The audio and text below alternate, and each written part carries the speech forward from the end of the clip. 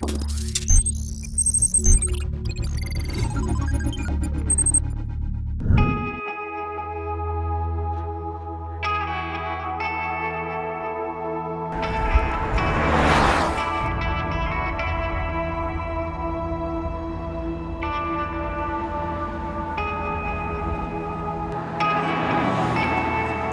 Douro Valley is probably one of the prettiest places in Europe and provided an excellent backdrop to test the all-new 5th generation Audi A6 sedan.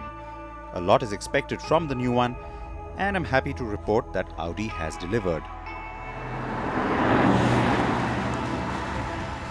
The engine lineup on which the A6 is being introduced is the choice of 1 petrol and 3 diesels. Yes, 3 diesels.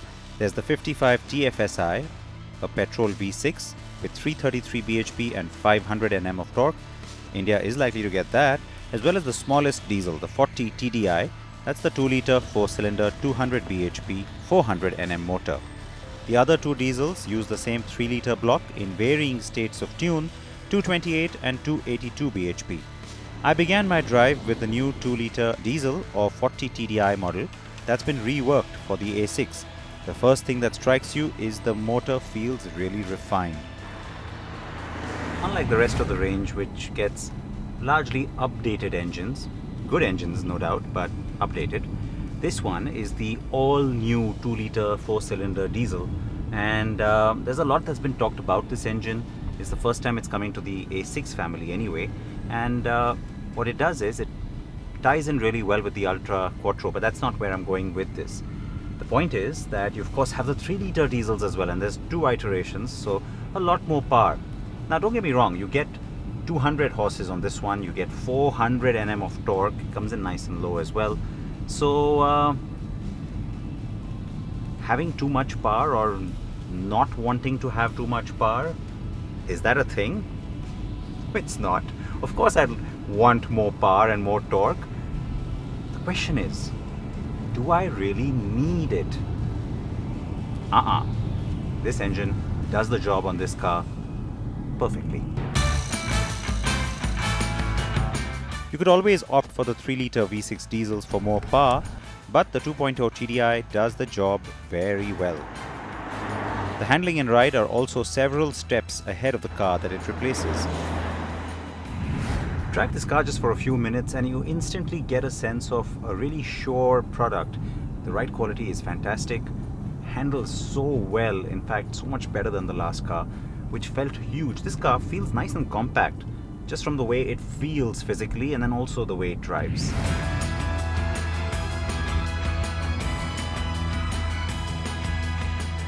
Now the part that has me a little bit surprised, let me go into drive select and I'm going to switch to dynamic.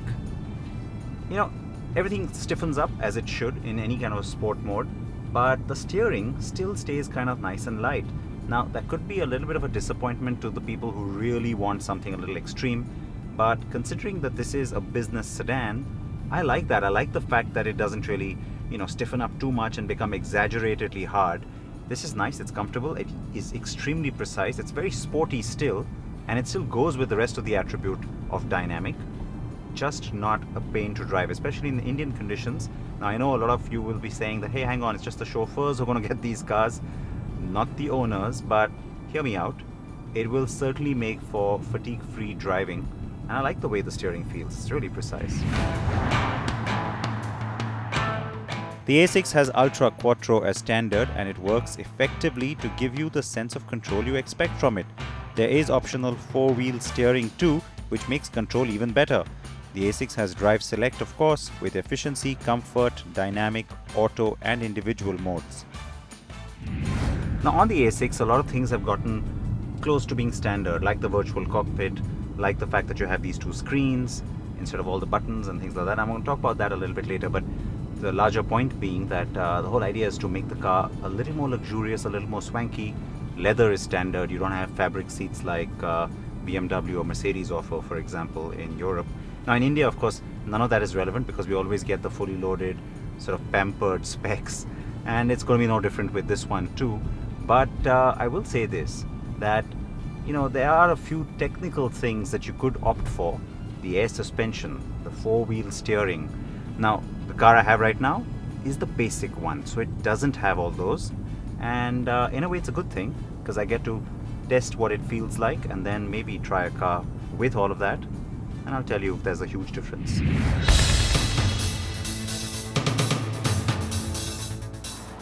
The steel springs on my test car gave me a great sense of assurance while also providing the right levels of dynamic handling. Of course, the air suspension I tried next on the A6 55 TFSI is even better since it lowers the chassis in dynamic mode and lifts it in comfort, giving you enhanced levels of sportiness and cushioning respectively. Now the roads here in the Dora Valley are great. They're nice and narrow, but nice and twisty as well, and it's giving me a great chance to really sort of test the dynamic skills of this car. It's gotten so much sport here, and that's an instant takeaway you have. The little downside of the fact that these roads are so twisty and winding is that you have to keep your eyes on the road. There is oncoming traffic, the road is narrow, and it really shows up that little bit of a chink when it comes to, going fully touch screen with everything. Now it's really nice, it looks really cool, and the interface, especially when you turn the car off, everything goes black, looks really nice too, very sexy. But you got to keep sort of taking your eyes off the road to adjust the temperature, or to go fan speed, or too many inputs, little knobs, dials, switches. It's just so much easier because you don't even have to look down, you sort of instinctively know what to do. I guess it's just a matter of getting used to, because I'm not an analog guy, I am the digital guy. It's not like I'm trying to be a purist or an old timer here. That's not it. But those screens are still very cool and probably the sign of things to come. Of course, I've switched over to the 3-litre V6 petrol. You've got 333 horses, and it's mated to the same 7-speed S-tronic gearbox, but it just feels so much quicker, this gearbox, of course, with this engine. And it is, I have to say, especially when you compare to that 4-cylinder diesel that I was driving earlier. But the bigger point is about the engine. Now, it's not a new engine, it's something that's familiar. I've known it for a while. So many different models have used it, but with every new adoption, with every new use of this engine, it's amazing what the engineers can do. It's not just about getting more power or getting more punch out of it, it's also just so much more refinement. If you aren't the chauffeur-driven sort, this is the variant that will give you the obvious sense of power that the 40 TDI may not.